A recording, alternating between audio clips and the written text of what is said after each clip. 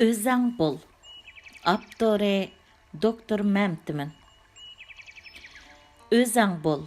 Çünki hər qandaq nərsinin əsli nusxası hər zaman köçürməsidən qimmatlidir. İngiliscədə be yourself deydigan bir söz bo'lib, onun bevosita tərcümesi özəng bol deganlik bo'ladi. Və onun ma'nosi tilimizdagi o'zgacha degan so'zga eng yaqin keladi. Ba'zilar balki bu temani ko'rganda inson o'zi bo'lmay, ajiba boshqa birisi bo'lamdi deb so'rashi mumkin. To'g'ri, inson boshqa birisi bo'lmay, o'zi bo'lishi kerak. Biroq real turmushda ko'pincha kishilar o'zi bo'lmay va yoki o'zi bo'lolmay, har doim boshqa birisi bo'lishni arzu qiladi. O'zini davomliq boshqalar bilan yoki boshqalarni o'zi bilan selishtiradi. Boshqalarga havas va hasad qiladi. O'z hayotini yashashning o'rniga boshqalar bilan doim put tepishidi. Boshqalarni ko'rolmaydi. O'zi bo'lishning haqiqiy ma'nosini to'liq tushunmaydi. Har ish qilganda oldi bilan boshqalar qandoq o'ylab qolar deganni o'ylaydi. O'zini qafasning ichiga solab, o'z tafakkurini cheklaydi va yoki erkin tafakkur qila olmaydi. Undaqda biz bu o'zang bo'l degan so'zni qandoq tushunsak, to'g'ri tushungan bo'lamiz. O'zi bo'lish deganimiz inson o'zini, o'z alohidaligi va o'z talantini to'g'ri tonib yetib, o'z alohidaligini va o'z talantini eng yuqori darajada joriy qildirib, o'z hayotida yashashni va o'zgacha bo'lishni ko'rsatadi. Hayotimizda biz tirishchanlik ko'rsatish orqali qila oladigan ishlar bo'ladi. Ham har qancha tirishsaqmi qila olmaydigan va yoki qilib qamlashtira olmaydigan ish bo'ladi. Bizning hayotimiz va iqtidorimiz cheklik bo'lganligi uchun hamma ishlarni voyaga yetkazib qila olishimiz mumkin emas. İnsan o'zini to'g'ri taniganda va o'zi bo'lganda o'zi qila olmaydigan ishlarga bak chaplashib olmaydi. Agar to'qqay yo'llarni oz bosadi. O'z istiki bo'yicha orzulariga eng qulay yetalaydi. O'zi bo'lgan insonlarning o'ziga bo'lgan ishonchisi yuqori bo'ladi. Erkin tafakkur qiladigan bo'ladi. Başqalarning ko'langisida yashamaydi. Davomliq o'zini boshqalar bilan selishtirmaydi. Boshqalarga hasad qilmaydi. Boshqalarning oldida bilarmanlik qilmaydi. Kulalmasa hargiz hijaymaydi. O'zining o'rnini to'g'ri belgilayalaydi va o'z qimmatini yarata oladi. Men so'zlamoqchi bo'lgan mazmunni texmi yaxshi tushuntirish uchun ma'lum kasb bilan shug'ullanayotgan va yoki bir ish qilayotganlarni ularning u ishni qilishdiki yoki qilayotgan kasbini tanlashdiki chiqish nuqtasiga va maqsadiga asosan tövandagidek bir necha turga ayirishni muvofiq ko'rdim. Birinchi, yashash uchun bir ish qildiganlar, ya'ni turmushning ehtiyoji uchun ma'lum kasb bilan shug'ullanadigan yoki bir ish qiladiganlar. Har qanday jamiyatda bu xildagi insonlar eng ko'p sonni egallaydigan bo'lib, ularning hayotida zo'r farqlar bo'ladi. Ba'zilar ömür bo'yi ota-onasidan miros qilgan kasb bilan shug'ullanib, o'z hayotini oddiy-sodda o'tkazsa, yana ba'zilar başqalarının təsiri bilan tirmishib, yuqori maoshli xizmatlarga intiladi va o'z hayotini yaxshilashga tirishadi. Ba'zilar nihoyatda bayashat yashasa, yana ba'zilarning butun hayoti yo'qsizlik ichida o'tadi. Ba'zilar o'zi erishganiga shukr qilib, o'z baxtini topsa, yana ba'zilar butun umrini jafo mushaqqat ichida o'tkazadi. Ikkinchi, biri ish qilish uchun yashaydiganlar. Bundaq kishilar har qandaq jamiyatda nihoyatda oz uchraydigan bo'lib, bundaq kishilarda yolg'iz tug'ma bir talant bo'lib qolmasdan, eng muhimi ularda ulug' g'oya, yuksak mas'uliyat tuyg'usi va ishonch bo'ladi. O'zini obdan toniya oladi. O'zining nima qilishini obdan biladi. Bundaq kishilarning hayoti uzluksiz tirishchanlik, bir umr ishlash va o'z g'oyasiga yetish uchun to'xtamay kurash qilish bilan o'tadi. Ular kichik ishlarga eslab olmaydi.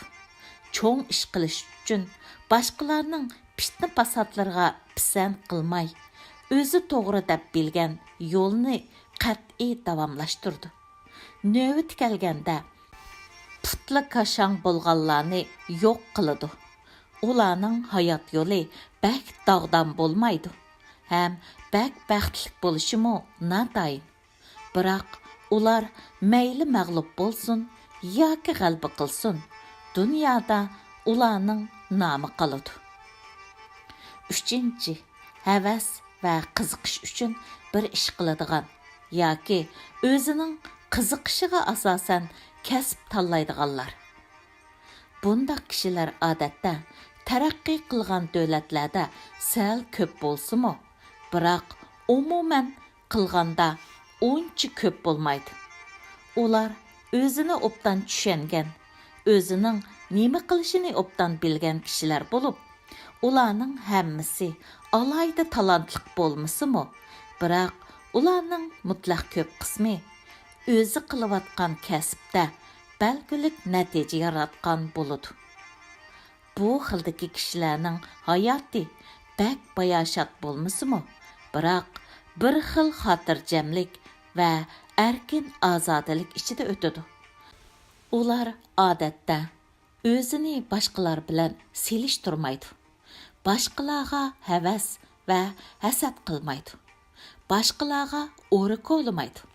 Boshqalarning peyiga tushmaydi. Manmanchilik qilmaydi. 4. Shaxsiy manfaat va atoq uchun bir ish qiladiganlar. Ya'ni shamolga qarab ish tutadigan, nada foyda bo'lsa, shuni qilib boqadigan fursatparastlar. Bundaq kishilar har qanday jamiyatda mavjud bo'lib, son jihatdimi uncha oz emas. Bundaq kishilar o'zini to'liq tushunmaydi. O'zining nimaga ehtiyojliq va nima qilishini bak bilib ketmaydi. Nada foyda bo'lsa, shu yerga chopadi. Davomliq o'zini chog'lamaydi. O'zini bilarman va qaltis hisoblaydi. Boshqalar bilan o'zini selishtirdi. Ular chidamas, nomard keladi. Erishgan narsasiga shukr qilmaydi. Har qancha narsaga erishsa-mu, yanala ochko'zlik qiladi. İnsanlarga samimiy muomala qilmaydi. Yasalmalik ichida yashaydi. O'z tuyg'usini yoshirdi. Butun umrini boshqalarga hasad qilish, boshqalarning orqasidan so'z cho'chak tarqitish, shikoyat qilish va qaqshash ichida o'tkazadi. Yuqorqi ahvollarning hammasi mutlaq bo'lmaydi. İnsanlarning yashagan davri, sharoiti va ularning ko'rgan tarbiyalariga qarab ba'zi o'zgarishlar bo'ladi. Men kichik vaqtimda kino qo'yadigan odam bo'lishni bak orzu qilatdim. Chunki u chaqlarda butun jamiyat sirtqa butunlay taqalgan bo'lib, hamma narsa normaliq va bilaklik edi. kinodan boshqa sirtqi dunyo bilan uchrashqidak hech qandaq bir vosita yo'q edi. İnsanlarning turmushi bir xil yo'qsizlik ichida nihoyatda oddiy o'tadi. İnsanlar orasida o'zaro selishtirish, o'zaro baslashish va o'zaro orqish qilish degandaklar asosan yo'q edi. Mening nazarimda eng ko'p insonlar izlaydigan va eng ko'p insonlar orqa ish qiladiganlar shu kino qo'ydiganlar yoki kinoxonada xizmat qildiganlar edi. Chunki har qatim chet elning kinolari va yoki yaxshi kinolar kelsa, faqat kinoxonada tonishi borlar, ondan kinoni ko'radigan biletga erishalaydi. Men har qatim o'zim arzu qilgan kinoni ko'rolmaganimda o'zimga cho'ng bo'lsam, cho'qim kino qo'yadigan odam bo'laman deb va'da bergan edim. Keyin kinolar ko'paydi. Kinolarni ko'rish burunqidan oson bo'ldi. Kinochilarning o'rni asta-asta tövəllashga boshladi. Undan keyin shopirlar boshqalar tarafidan havas qiladigan bir kasb bo'lib qolgan edi. Shuning bilan men o'zimga cho'ng bo'lsam, cho'qim shopir bo'laman deb va'da qilgan edim. 70-yillarning oxiri men boshlang'ich maktabni bitirib, o'rta maktabga chiqqanda, men o'qigan maktabda yaxshi natija bilan o'qish bitirgan o'quvchilar ichida shopirlik maktabga iltimos qildiganlar yildan yilga ko'payishga boshladi. 1981-yili men to'liqsiz o'rta maktabni bitirganda uzun yillik orzuyim bilan shopirlik maktabiga imtihon berdim. Afsus, garchi natijam yaxshi bo'lgan bo'lsa-mu, biroq shopirlik maktabga qabul qilinmadim. Natijada to'liq o'rta maktabda davomli o'qib, oxirida tibbiy maktabga kirdim. U zamonlarda mayli oila tarbiyasi bo'lsin yoki maktab tarbiyasi bo'lsin va yoki jamiyat tarbiyasi bo'lsin, bizda ta'kidlangan bola tarbiyalash usuli boshqalar tarafidan bizga tiklangan o'rganish ulgilaridan o'rganish bo'lib, hech kim shaxslarning o'zi bo'lishning qanchalik muhimligini hargizmo ta'kidlamaydi. Hatto bundaq bir huquqmi yo'q edi. Bizdagi tarbiya uyda ota-onaning gapini anglagan yaxshi bola, maktabda o'qituvchining gapini anglagan yaxshi o'quvchi, xizmatga chiqqandan keyin rahbarning, boshliqining gapini anglagan yaxshi xizmatchi degandek bo'ysunish, itoat qilish xarakteridagi tarbiya edi. Men mushu tarbiyalash o'lchamlari bo'yicha oilada yaxshi bola, maktabda yaxshi o'quvchi, xizmatda yaxshi xizmatchi bo'ldim. O'ylab baqsam, kino ko'rish uchun kinochi bo'lg'im kepti. Shopirlarga qarab, shopir bo'lg'im kepti. Tibbiy maktabgami faqat qabul bo'lg'anim uchun bak ko'p o'ylab ketmayla beribdiman. O'zimning talanti nima? Kelgusida nima kasb bilan shug'ullansam, o'zimga eng muvofiq deganlarni astoydil o'ylab baqmabdiman. Har zaman boshqalarning ko'rsatishi bilan, boshqalarning istiki bo'yicha boshqalar umid qilgan odam bo'lishga tirishib ketdiman. Keyin yeshimning cho'ng'ishiga agishib, ba'zi narsalarni o'ylashga boshladim. Odam yashashdan maqsad zodi nima? İnsanның bu dunyoga kelishdan maqsad yolg'iz ota-onasini xush qilishmi, o'qituvchisini xush qilishmi, yoki rahbarini, boshliqini xush qilishmi? Agar shundoq bo'lsa, ayrim mustaqil bir odam bo'lib, bu dunyoga kelishning ahamiyati nima? Har bir insonning o'z istiki, orzusi qachon va qayerda ifodalanadi? Men bu haqda ko'p o'ylandim, ko'p izdandim.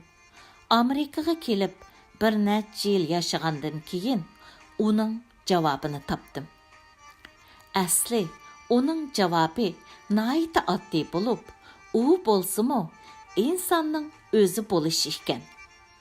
İnsan faqat o'zi bo'lganda, ondan insonning mustaqil bir odam bo'lib, bu dunyoga kelishning ahamiyati haqiqiy turda ifodalanadi ekan. Har bir insonning orzu istiki va qimmati eng yuqori darajada ishqa oshidi ekan. Buningdan 10 yil ilgari balalarimga hamroh bo'lib, Amerikaning karton filmi Gumpichi mushuk ayiq Kung Fu Panda degan kinoni ko'rgan edim. Men garchi bu kinoni bir karton film qatorida ko'rgan bo'lsam-mu, biroq bu kinoning mazmuni menga alayda ta'sir qildi. Bu filmda dal bu o'zi bo'lishni va uning qanchalik mo'yimligini nihoyatda jonliq ifodalab bergan edi. Filmda bir umr lag'man tijorati bilan turmushini qamdab kelayotgan o'dak oshpazning beqib olgan o'gay bolasi mushuk ayiqning hikoyasi tasvirlangan bo'lib, bir kuni bosh personaj mushuk ayiq mahallada o'tkazilgan gumpichi tanlash musobaqasiga bordi va tasodifiy fursatda o'zimi anqirolmagan bir shaklda kelgusida alni qutqazg'uchi bosh gumpichi bosh chavandozga birdan bir kandidat bo'lib tanlanadi. Shundan e'tiboran mushuk ayiq o'ngidimi, tushidimi dunyodagi eng yirtqich hayvonlarni yengalaydigan eng kuchlik gumpichi bo'lishni o'ylaydi. Ko'p jafoliq mashq qiladi. Biroq oxirida har qancha mashq qilibmi, o'zining undaq bir gumpichi bo'lishdan ko'p yiroq ekanligini sezgan mushuk ayiq butun umidini ibodatxonaning ichidagi egiz bir yerga qo'yib qo'ygan maxfiyatlik yezilgan yog'imi qog'ozning ichidagi sirni bilishga bog'laydi. Ya'ni gumpichilar ustozi qiyri toshbaqa o'lib ketishning oldida kim bu maxfiyatlik yezilgan yog'imi qog'ozni elib uning ichidagi sirni ko'rsa, shu alni qutqazg'uchi mashhur gumpichi bo'ladi deb vasiyat qoldirib ketgan ekan. Mushuk ayiq oxiri u maxfiyatlik yezilgan yog'imi qog'ozni qo'liga elib qarasa, uning ichida hech nima yo'q. Quruq bir qog'oz ekanligini bayqaydi. Bu ahvoldan qattiq umidsizlangan mushuk ayiq butun xiyolidan voz kechib, lag'man sotadigan o'gay dadisining qishig'i berib, uning lag'man tijoratiga varislik qilish qaroriga keladi. Mushuk ayiq uyiga qaytib borganda, o'gay dadisi uningga: "Men yoshinib qoldim. Әмді ләғмен тижаратini саңа тапшырып бердіған вақыт келді. Әмді мен саңа ләғменнің сырыны деп берәй дейді. Вә оныңға қарап, менің сырым ләғменімді әсли еч қандақ мәхбиетлік yok. Bir нәрсіні alaydı qılmaqçı bolsan, sen onun alaydı ikənligiga işinişin kerak deydi. Ögey dadısının o sözünü anlığan müşük eyiq dərhal bir нәрсе bayqığandək bulub, öydən çıxıb ibadətxanağa berib, taşlıb ətkən heliqi quruq yögümü qağazni qoluğu elib onunğa qaraydı və onun da özünün şoğlusunu kördü. Şunun bilən özü buluşdan ibaret cho'ng bir haqiqatni bayqaydi va o'zi bo'lish qaroriga keladi. Natijada mushuk eyiq hozirgidek dunyoda eng qimmatlik, eng e'tibor hayvonga aylanadi. Aniq ma'lumotlarga asoslanganda, Amerikaning Washington shtatidagi hayvonotlar bog'chasidagi mushuk eyiq Xitoydan 10 yillik ijara elingan bo'lib, har bir mushuk eyiqning 10 yillik ijara haqqi uchun Amerika taraf Xitoyga 10 million dollar to'laydi ekan. Bu jarayonda tug'ilgan mushuk eyiqning egidorchilik huquqimi mangu Xitoyda bo'ladi ekan. Va Amerika taraf u mushuk eyiq uchunmi ijara haqqi to'laydi ekan. Bizda har qanday narsa o'z qimmati bilan deydigan so'z bor. Allah insonlarni yaratgan vaqtda har bir insonni farqli qilib o'zgacha aloyidligi bilan yaratgan. Allah har bir insonga o'xshamagan aql, farosat, iqtidor va talant ato qilgan. Uning asosli sababining biri insonlarni o'zaro farqlantirish bo'lsa, yana biri insonlarning o'xshamagan kasb va o'xshamagan ishlar bilan shug'ullanishiga qulaylik bo'lish uchundir. O'xshamagan insonlarning o'xshamagan ishlarni qilishdagi qobiliyati o'xshash bo'lmaydi. Ba'zilar ma'lum jihatda talanti bo'lsa, yana ba'zilarning boshqa bir jihatda talanti bo'ladi. İnsanlar faqatla o'z aloydiligi va talantini to'g'ri tunib, uni eng yuqori darajada joriy qildirganda, ondan agri to'qay yo'llarni oz besib, o'zi bo'lish maqsadiga yetalaydi. O'z qimmatini to'liq yarata oladi va boshqalarning izzat hurmatiga erishalaydi. Bizning hozirgi ahvolimizga qaraydigan bo'lsak, ba'zilarimiz ha desak, o'zimizni boshqalar bilan selishtiramiz. Ha desak, bolalarimizning nima talanti borligi va nimaga qiziqadiganligiga uncha qarab ketmay, o'z istikimiz bo'yicha bolalarimizni dangliq shaxslardan o'rganib, kelgusida shu dangliq shaxslardek dangliq shaxs bo'lishga ündeymiz. Natijada ballarımızın talanti ve öz arzu istekleri nazardan saqit bulup, ularning haqiqiy talanti jari bo'lmay kömülüp qalıdı. Ba'zilarimiz ha desak, bilarmanlik, manmanchilik qilib, katta kishilar bo'lishga tirishimiz. Maqsadimizga yetolmasak, hasadxo'rlik qilamiz. Hatta boshqalarning putiga ho'l qish qo'yib, ularni yiqitishga va vayron qilishga urinamiz.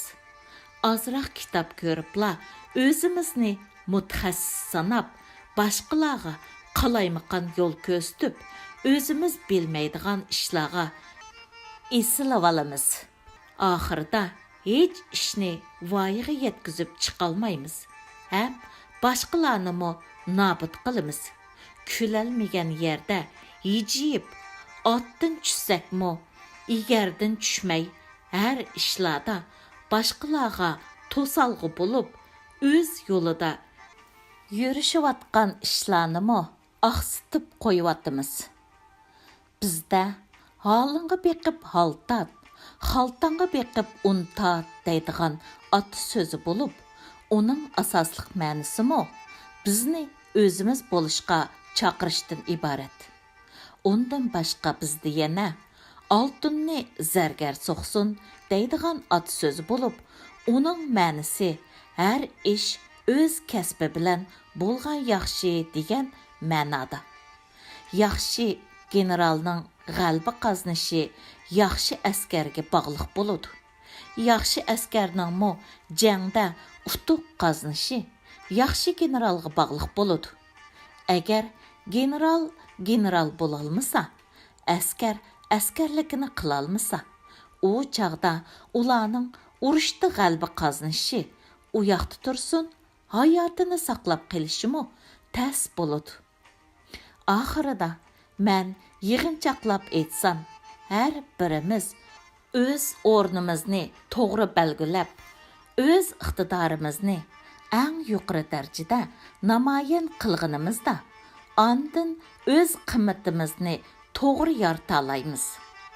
İnsanның qimmati hargizmi uning huquq mansablarida, qanchalik ko'p pul tepishida, qanchalik cho'ng uyda o'ltirishida va yoki qandaq nochi mashina haydashida bo'lmaydi.